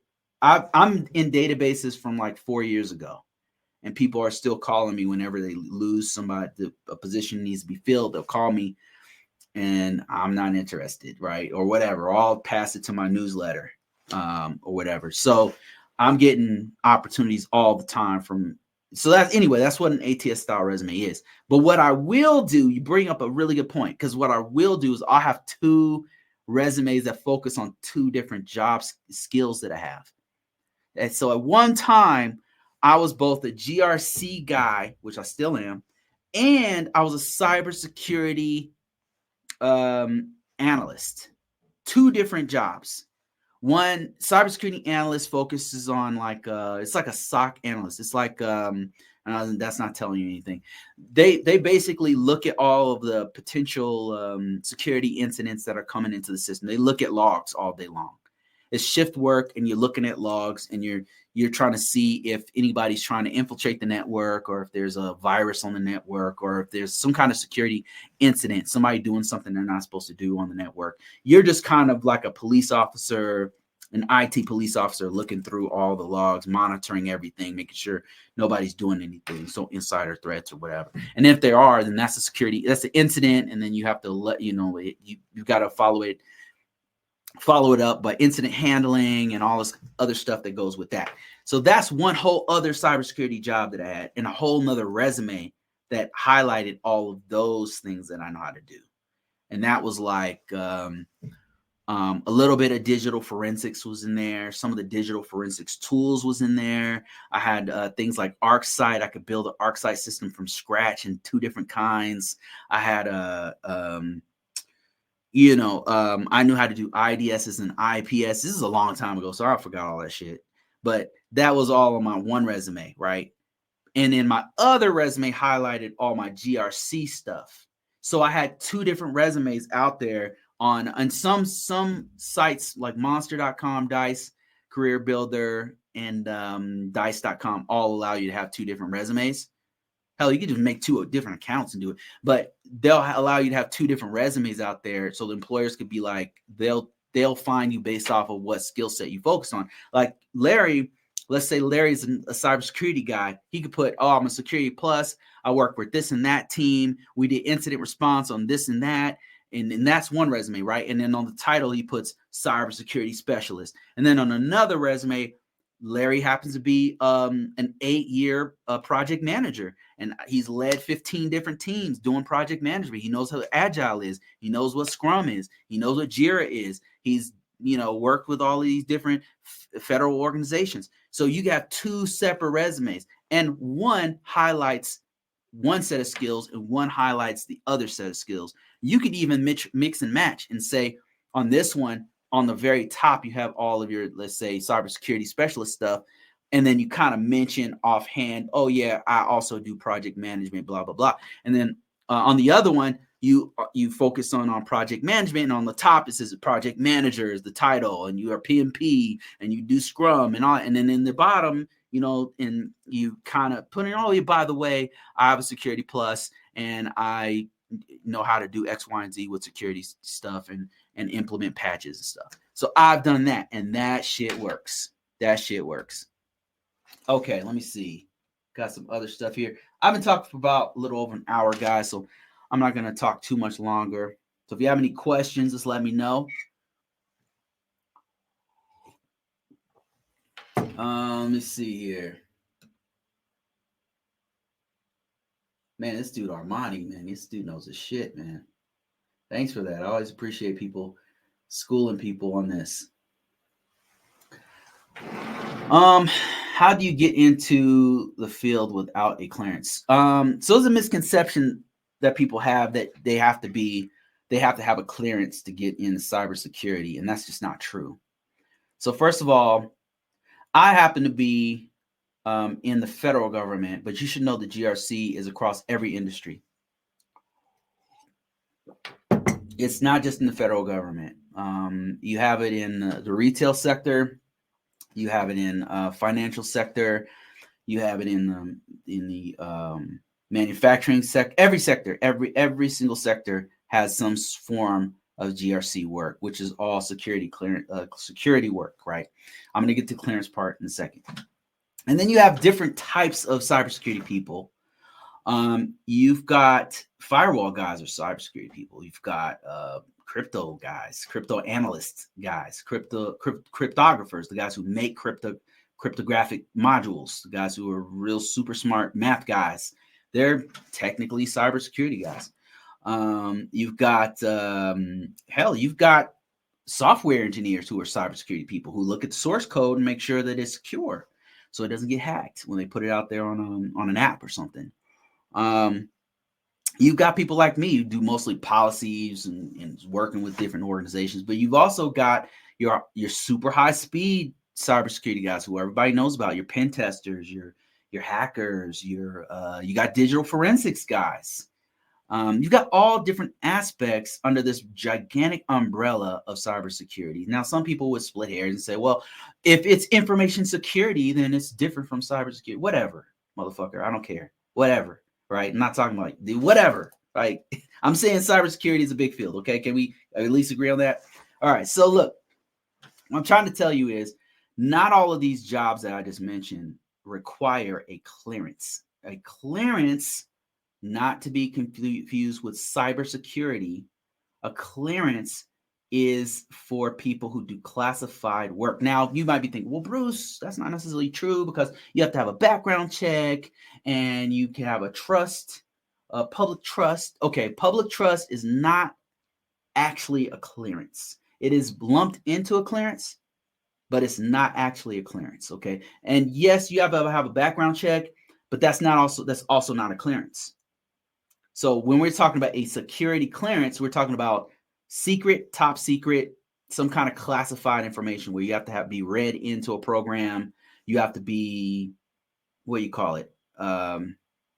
You have to be briefed and say, they'll set you aside and be like, listen, this is classified information. Have you ever been involved with terrorism? Have you ever, they ask you all these questions or something. Not all jobs require that, right? That said, most jobs do a background check, but that doesn't mean it's a clearance. I hope that makes sense. Cybersecurity usually requires some kind of background check, and it makes sense if you think about it, right? It's kind of like your security guard. They don't want security guards at the bank being bank robbers. Does that make sense? Does that make because as a cybersecurity person, a lot of times you're going to be holding the keys to the castle. You're going to see their secrets. You're going to see the skeletons in the closet. You're going to see the big ugly thing that's going on in the back end. Now, if you don't believe me, I have worked for banks, which I will not name,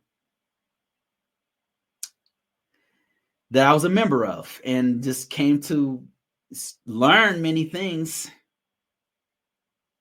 that I will not be telling the public about. Let's just put it that way. So they have to trust you, because no system is perfect, right? Like there's no perfect system. And they have to trust that. They have to do a background check on you, but that doesn't mean that it's a clearance. So you can get into this field without a clearance. That's a long way of answering your question. Anyway, so I've got a couple other questions or comments on here. This one's coming from, where is this coming from? Why do I have no valuable information coming from? What is this? Twitter? Where is this? This is not Twitter. This is Twitch. Oh man. Okay, I apologize. I'm not reading that shit. Okay.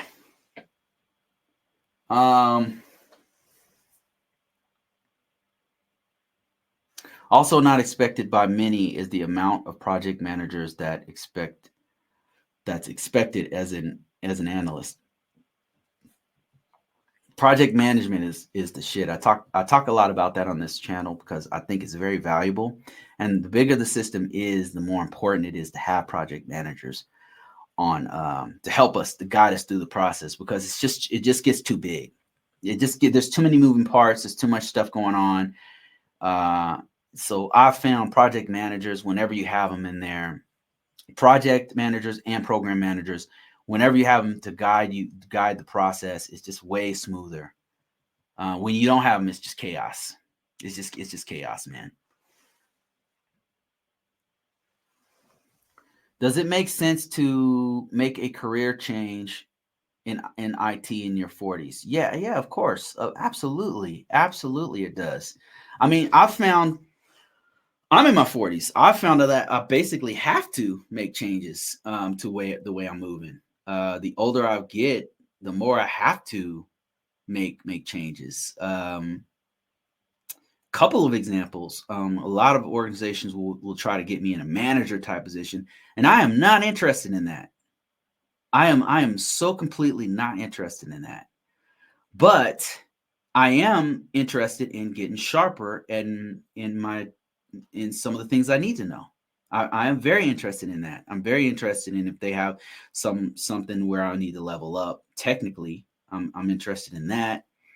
And if you're trying to go into IT from another field, I don't know. I think you're just being wise. Like sometimes some career paths are not as solvent, they're not as stable as this one. So I would just give you some advice in your 40s. You're gonna be at a bit of a disadvantage because some people, there's pros and cons. One of the cons is you'll be at a disadvantage in that some the younger people have a huge leg up on you. I mean, we come from a time where there were no phones, there were no smartphones, so we just think different. We just think differently.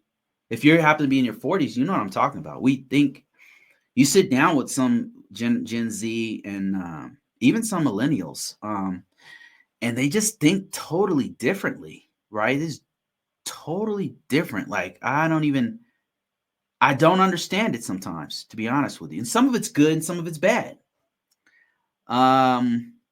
So it's kind of leaves you at a disadvantage in that they were born with these damn things in their hands. They have a natural understanding that we just don't. It takes us a little bit more time to process it. So that's one disadvantage, but not a huge one. A great advantage that you have is you have maturity. Hopefully, not all 40-year-olds do, but typically if you reach this age, you just have a level of maturity that some younger people just are not there yet.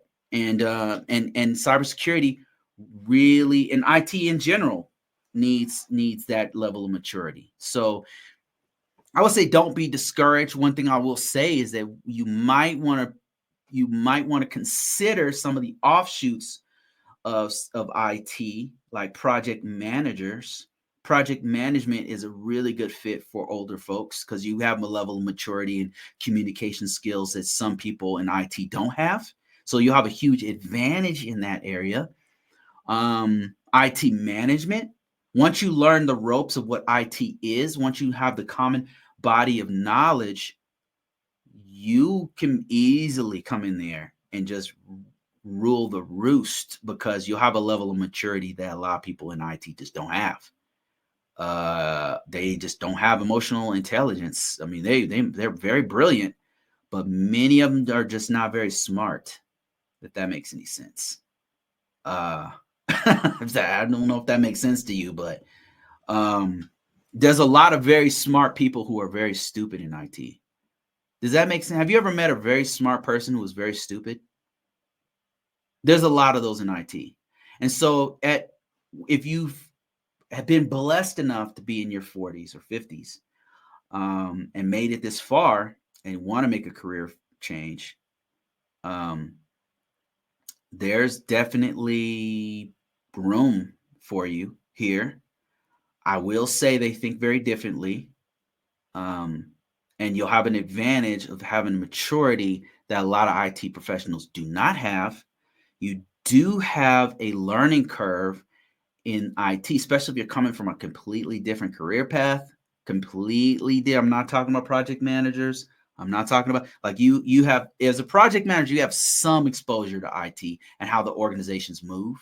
But if you're coming from, I don't know, retail or something, and you're trying to do IT work, you've got a learning curve ahead that you're gonna have to. And if you're up for that, cool. There's this one story. I can't remember the guy's name, but this dude is a 50-year-old mechanic, 40 or 50 years. Actually, this one's worth me looking up. Let me just check this out, because I get a lot of older folks, 40s, 50-year-olds asking me about this question. And let me just inspire you real quick. This dude was a 40-year-old mechanic who became a doctor. Do you guys know what I'm talking about? He became a surgeon, not just any doctor. This dude became a surgeon. And it's crazy. Let me see. I want to find this dude's name because he is, all right. I think I found it. Yeah. So this dude's name is Carl Allenby, and he became this dude. Hold on, let me see if I can find. Yeah, this story is crazy. So if you're thinking about changing career fields, and let me just tell you, healthcare is way harder than the average IT job. I'm not talking about if you're a freaking crypto analyst like Bruce Schneier or some shit. That shit's really hard. That's like, yes, a one-of-one type. Not everybody can do that shit, right? He's a rare human being. There's some rare human beings doing that kind of stuff. I'm talking about if you're doing just average cybersecurity IT stuff, you can do this. It's not going to be as hard as being a doctor or a nurse. That shit's hard. The stuff that you have to know is an order of magnitude harder than what we do. And I'm not saying that what we do doesn't get complicated, because it does. There's some upper level network engineering that gets crazy hard. There's some upper level mathematics involved with cryptography that's hella hard. There's some upper level super hard shit in network engineering. There's some super, if you go high enough, it's going to get hella hard really fast, and not many people can swim in those depths. You know what I mean? So, but healthcare, as soon as you get to nursing, it's hella hard. Hella hard. And this dude right here, and I'm trying to find his name. His name's Carl Allenby. Changed careers. Okay. He started in med school and in his 40s. And let me see. Carl Allenby made a midlife career after 25 years as a mechanic, and decided to trade his socket wrench for a stethoscope, and he became a doctor. So you can do it. You can do it. It's not going to be easy. I'm sure Carl did not find it easy. I'm sure he's a very smart dude, obviously, but you know that shit was hard. You know that shit was hard. So that said, there's a learning curve with cybersecurity, but you can do it. If 40, 50, whatever. Larry, my man Larry, what's Larry saying here? He says, as a cybersecurity professional, what are the characteristics you find most beneficial? Oh, that's a great question. When working with other professionals, technical and non-technical, soft skills, hybrid, technical, PM skills, etc. What characteristics do I find most beneficial? Okay, there's two that come to mind. This is an awesome question. So what characteristics do I find most beneficial when working with other professionals? There's two that pop up in my head. The ability to communicate with cybersecurity is super important. And I did not know how important it was. And man, shout out to my mom, who is a great communicator. And I think I get it from her. I'm a pretty good communicator. I know how to talk to people. I know how to calm people down. And my mom, I think I got that from her.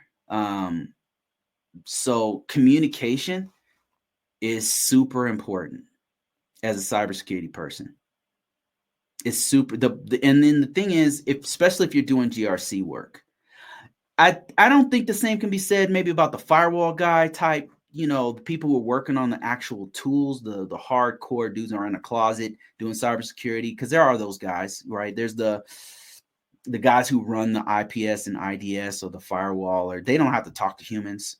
They can just, go under in the closet and shut the door and not talk to anybody. But as soon as you start doing management, as soon as you start doing GRC cybersecurity work, man, emotional intelligence is very important, because you got to talk to everybody, and you're talking to all walks of life. You're talking to everyone, and you're trying to get shit done. And you're trying to bridge gaps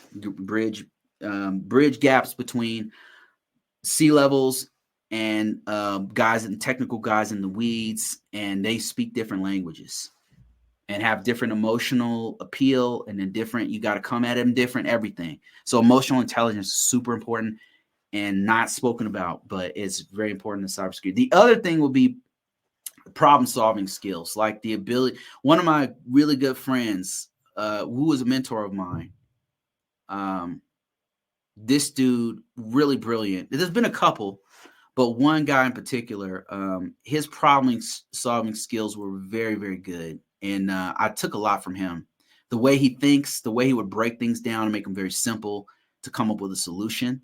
That is a very, very good skill to have, because a lot of times, even if you don't have hands-on, I personally haven't had hands-on with much of anything in the last few years. Like I mess around with scanning tools and some cyber threat intelligence tools or something like that. But like as far as building a system or like maintaining it like I used to, I haven't done that in a long time. That said, I have to very quickly pick up the issues that are happening with our environment. Like we might have some issues happening with the servers communicating with the workstations, or the workstations might have some vulnerability. I have to quickly understand what's going on and what the problem and the solution is, the root cause analysis. I've got to understand that very quickly, or go back and read the freaking white papers on what's going on, or go to Microsoft or Red Hat's page and they're explaining how. So understanding the problem and the solution is important. Those two skills like pop out in my head of the most important things to have. Like if you have those skills on deck, you won't have a problem doing IT. You won't. It's especially cyber security. Those are the two that I've found lacking in some cybersecurity professionals who are not very good. They either cannot communicate well at all and make everything worse by throwing gasoline on problems. They take a campfire and throw gasoline on it, and then it's a forest fire. Like I've worked with cybersecurity professionals like that, and let me tell you, that shit is annoying. I hate working with people like that. And there's a couple of them that I've worked with, and it is a nightmare working with people like that. They come in there, guns blazing, and they think there's a new sheriff in town. I'm going to do everything like this. I'm not going to listen to anybody, and I know everything because I'm the smartest person in the room, and throw gasoline on a campfire and burn the whole fucking forest down. That is the worst. It's the worst. I hate it. And then the people who just don't know, like, at least be smart enough to know that you don't know. At least be smart enough to know that you're not a technical person. At least that. Don't come in there like you're the smartest person around and start saying a bunch of shit you don't know what the hell you're talking about and confusing everybody, and then getting in there with a C-level exec saying some nonsense. And it's just anyway, I hope I answered that question.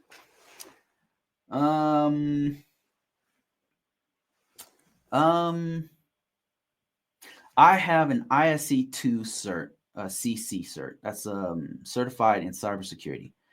I'm law enforcement of 18 years. What do you recommend for my next step in GRC? Well, I'm also from a law enforcement type background. I don't have 18 years of experience of it, but what you'll notice is that a lot of physical security is very, very, very important to cybersecurity, because if a person can have their hands on any system, server, workstation, what have you, then they can disrupt the mission that system has, that supports. So you, as a law enforcement person, as a physical security professional, you will pick up a lot of things from cybersecurity that somebody else might not. I'm sure you picked that up from the CC cert. As you get deeper into GRC work, you'll find that to be more and more true. There's actually controls in the NIST 800, in ISO 27001, in PCI compliance that specifically point out the use of physical security and the importance of physical security. Any framework, cybersecurity and privacy law worth the salt will point out the importance of physical security. What is your next step? That is your question. Your next step is to get some experience. That's your next step. You're getting the knowledge. That's great. Continue to gather the knowledge. But what you want to do next is focus on experience. Figure out where you can get your hands on a system to fix, your hands on a project to build. And if it's close to an organization, the closer it is to an organization, the better. Meaning, if you happen to be in school right now, if they have them on campus, try to be a working student. If you work at, let's say you're a facility security manager or something like that, and you're doing mostly physical security, there's ways to get your hands on helping to patch systems, maybe Maybe you could help to patch systems. Find a way to get some hands-on experience doing IT, any kind of IT initially, right? But especially security. But if you can get any kind of IT hands-on, that's going to really, really help you to more fully understand the IT landscape, and also broaden give you a deeper understanding of the actual technology that you're going to be working to protect in GRC, in governance, risk, and compliance. What things can you do? I feel like there's something there might be something you can do as a physical security person doing GRC. It's a good path. You got to get your hands dirty. Get this physical. So like Armani said on this live, he said a lot of GRC ISO people don't have the technical background. And so right now you need to get your hands dirty and get yourself where you're fixing computers, setting up firewalls, setting up Wi-Fi, whatever, any kind of IT that you can do right now is what you want to start doing. That's where you want to go next.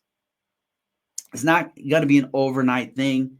When you're doing GRC, think marathon, not a track meet. It's going to be a path that's going to fully fund your lifestyle, your family's lifestyle, and it's a long distance run. Hope that helps. I'm gonna be getting off of this thing real soon, but let me do something real quick. I'm gonna read some of the more recent questions on here. I'm going all the way down to the bottom of the TikTok. Somebody asked me if I mentor people. No, I do not mentor people. I do not have time. I'm an author. I'm a publisher. All my time is spent doing that. I'm a father. I don't have a lot of time. That's why I only do these once a week. I would like to do these every day if I could. I actually like doing these from time to time, but at the end of the week, I have a full-time job, and I just don't have the cycles to do it. So I wish I could. There was a time when I actually quit my job and did it, and it was fun. Let me see. But I do have a bunch of books. Like if you're interested, go to convocourses.net. I got some books out there. If you go to you can go to my site, download a bunch of stuff I created and wrote, downloadables, templates, all kinds of stuff. There's free stuff I have on there. And if you go to Amazon.com, type in Convocourses, you'll see a bunch of my books. In lieu of doing mentoring, I've just started writing, and that's something I really like to do, and I could do it all the time. What position do you suggest for starters on GRC work? IT, help desk IT work. I know that sounds counterproductive to what you want to do, but the smartest GRC guys are help desk dudes that used to be help desk because they started from the bottom and now they are here, as the famous pop artist would say. Was there before just I was there before, just write your goal on a okay. I don't know what that's. He's answering somebody else. Okay, let me see. In IT for 6-7 years now, help desk, and now at the NOC. How do I transition over to IT audit and GRC? Okay, this is great. You are my audience. Perfectly lined up with what I teach and what I talk about. Your resume is how you do it.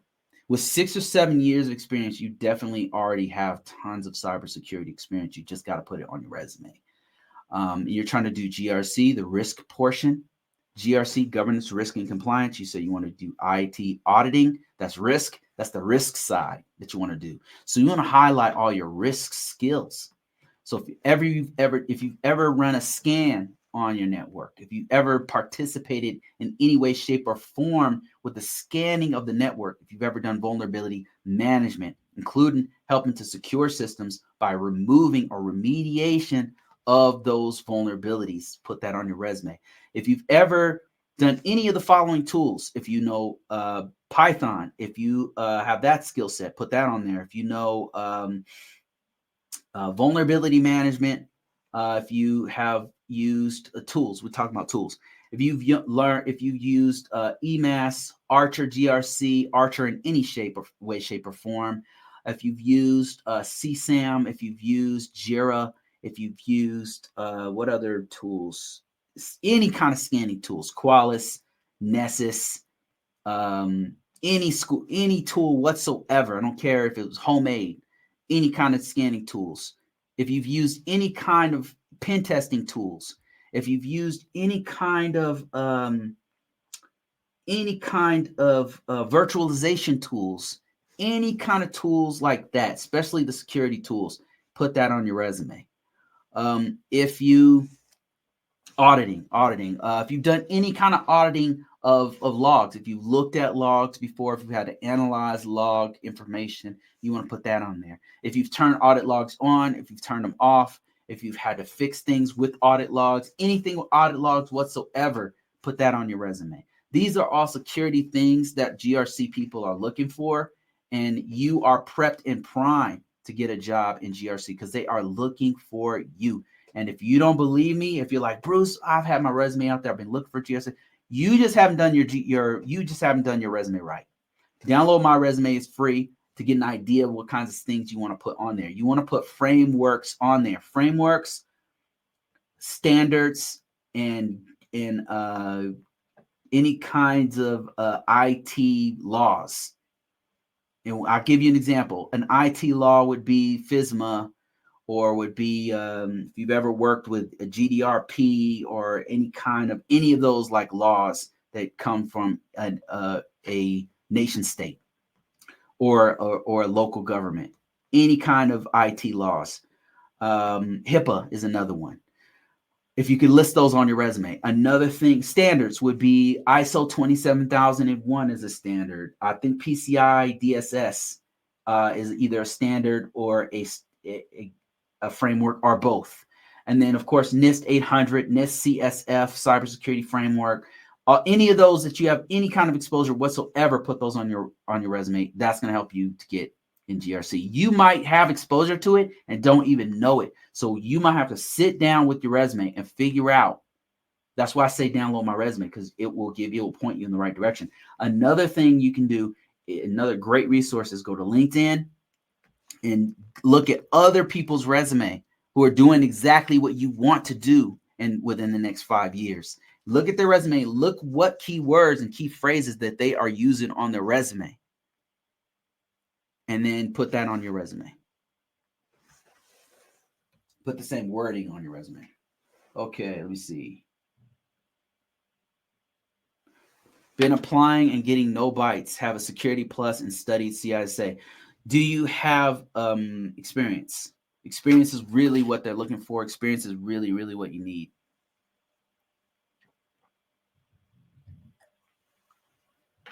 Experience is what they're really looking for. That said, you can get a local job.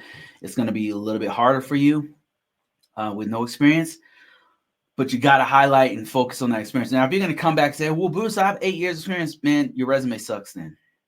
Something with your resume, because I'm telling you, they need people. I'm telling you, the place I work for right now is giving us like $3,000 bonuses to pull in new people. I'm not even fucking with you. We do not have enough people doing this work. It's a problem. It's really a problem.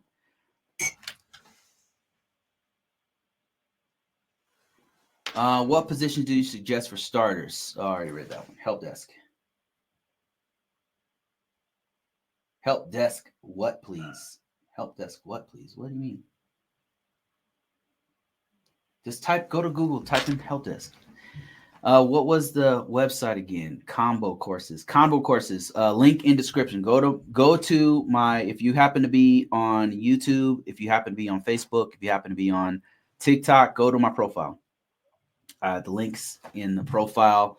If you're watching me on YouTube, links description below. Convo, or like conversation, like we're having now. conversation combo courses. I just got my associate's degree in cyber. Congratulations. That's awesome. Start looking into, go to your college and see if they have any kind of working student programs, because the experience is what you really need to get on under your belt. That's great that you have a degree, not knocking it. That's awesome. But next, you got to get that experience. Would you recommend ISC2 for cybersecurity? Yes. ISC2 is an incredible organization. Now, if it's your first certification, security certification, I would recommend Security Plus, which is from CompTIA. But that said, ISC2 is no joke. ISC2 has arguably the top cybersecurity certification, the CISSP, among others. And it's because they market their certification and their stuff so well. They're such a professional organization that they've been able to not only stay afloat, but do very, very well in the top echelon of any certification in any field. They're just, I don't know what the hell they're doing right. I think they just market stuff really well. Their presentation has been flawless all these years. It's a great organization to belong to. Any certification from them is awesome. But if it's your first certification for security, I would say Security Plus, because it's just the marketability of Security Plus is the best right now. Where do you work? None of your business. I work for the federal government. I don't want to say what organization. It's a 3-letter organization. I don't want to talk about it. I don't want that smoke. But I work for the federal government. I like to talk like this. So if I have a bunch of my coworkers following me and telling me what I can and can't say, that's going to bother me. I'm going to have to quit. I'm not going to be able to sit with that. It's not going to be cool. What company? Shit. Message me, I'll tell you. I don't want to talk about it. Message me. Last time I told people I gave too many hints of where I work. One of my coworkers. Anyway, yeah, I'm not gonna tell you. I don't want to talk about it. My nephew wants to start cybersecurity in high school. That's awesome. That's great. That's a great time to start. I'm about to finish school for cyber. Congratulations. Congratulations. Yeah, Armani, you are awesome, man. Thank you so much. Armani's been fielding questions for me, man. I appreciate you. Maybe you should come on here, talk with me, do this live with me. Does government pay well? No. The GS positions don't pay well. If you're a civil servant, they don't pay. Let me put it to you this way. They don't pay comparable to the cybersecurity market. They're not going to pay what you might make as a contractor. That said, it's way more stable if you work directly for the government. Now, if you are a contractor working with the government, they pay pretty good. They don't pay FANG type money. FANG is like Facebook, Apple, Amazon, Netflix, and Google. They don't pay that kind of money, but the contractors that work with the government pay pretty good, like 6 figures, a little below 6 figures type money.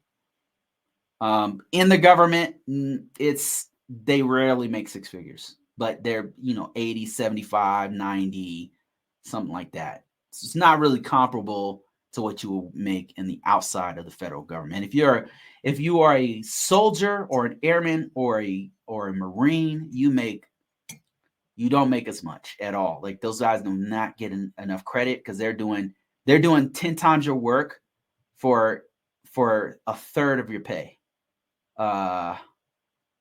So yeah, like thank your local soldier, your airmen. They don't get paid well at all.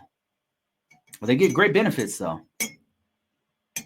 and they get to go on vacation and all kinds of hot locations. I know. I used to be in the military. First rule of GRC is be don't know nobody talks about GRC. First rule is be cautious of who you what you share. Yes, it's not really that. I mean, I could share it. There's a couple of the guys who I work with, they're actually on YouTube and they'll say it. I just like to talk. See how I'm talking right here? Like I like this kind of freedom is why I like YouTube and why I like social media. This kind of like this openness. I can just tell you what I really feel. The company I work for is fire. They're good. I've mentioned it on here before. They're good. They're good people. I've worked for worse companies before. So I'm not hating on them or anything. It's just I just don't. I want to have freedom, right? And if I tell them, eventually they're gonna find out. Eventually, the company I work for and possibly the government is gonna be like, "Hey, we know who you know. Oh yeah, this is your channel." Like it happens every time. Every place I've worked for, they usually figure it out, and then everybody starts talking about it, and then I'm like, then I really can't talk shit. I really can't tell you exactly how I feel with no filters, and that's what I like to do. If the company starts fucking up, if the government starts fucking up, I want to be able to tell you exactly how I feel without a filter. But I don't want to feel like I'm gonna hurt my job, which I need right now, in my position with the company and all that kind of stuff. I want to stay exactly where I am with no changes. And the only way to do that is for me to not talk about who I work for and stuff like that. Not yet. Maybe eventually I'll feel more comfortable talking about it and they'll find me, which they do after about a year or two. Normally my coworkers find out like, "Oh shit, this is how I got this job is I listened to you." That's happened to me before. That shit's happened to me. It's crazy. But right now I just don't want to I like this freedom. So I don't want to fuck it up, man. I don't want to fuck it up. So, let me see. I want to work for the DoD. I'm working on cybersecurity for WGU and Homeland Security from Purdue. That's great. That's the way to do it. They might have some internships for DoD, for DISA. DISA might have some internships for you, but I would say don't limit yourself to just DoD. If you want to work for the federal government, there are some organizations you can work for that are better than the DoD. Keep your eyes open, but they have a ton of internships. You can go to Google right now and just type in internship federal government, and you'll find a whole bunch of them. Off the top of my head, I know the Department of the Embassy, the Department of State, those guys have some internships, and DISA also has some internships. But just open your mind to do more. You know what I mean? So. And I got to get off of this thing real soon, guys. I got to go somewhere. But hey, thanks a lot. Thank you guys, everybody. Thank you so much for participating in this. I've got 50 people watching me on TikTok, which I don't even know why you guys are fighting. It doesn't make any sense to watch this on TikTok. I mean, it's crazy. But there you go. And I got people every week, like clockwork, watching me on YouTube and Facebook and LinkedIn. I appreciate it. And eventually the government and my job, the corporation I work for, is going to know and be like, "Hey, don't you do?" And then I'll have to change this format. I'll have to be like, I don't know, like maybe more PC or something. I have no idea. Anyway, guys, that's it. I'll talk to you guys next week or maybe tomorrow. I don't know, whenever I can. See you guys next time. Hasta mañana.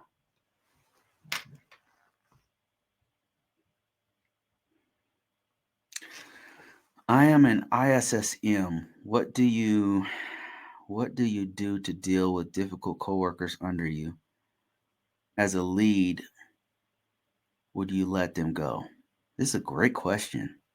This is a great question. I'm going to answer this last question before I let you guys go. Mike. You know, this is why I'm not a manager. Oh man, this is why. You know, I had a local business here once, and I had employees, and I did not like it. I didn't like it. There's all kinds of extra problems I just did not want. So what would I do in a difficult? I think one of the best things you can do as a person is just be straight up with the person. And that's the hardest part about management. The best leaders I've had are the ones who are the most honest. And they were the most empathetic and the most honest with me. They would sit me down and they would be straight up with me. And that's hard. That's hard to do, to tell somebody that they're being difficult, to tell somebody that to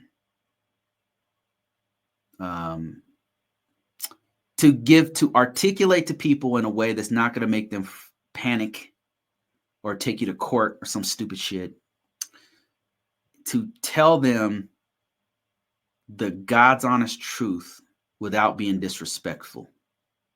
That is very, very challenging. And but the best leaders I've had have been those kinds of people.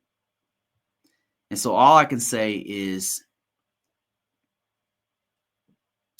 evaluate what you're dealing with, because you might have to do some underhanded dirty shit and just get rid of them without talking to them, right? If it comes to that, if they're violent or something like that, and what's the use of talking to somebody who doesn't listen, right?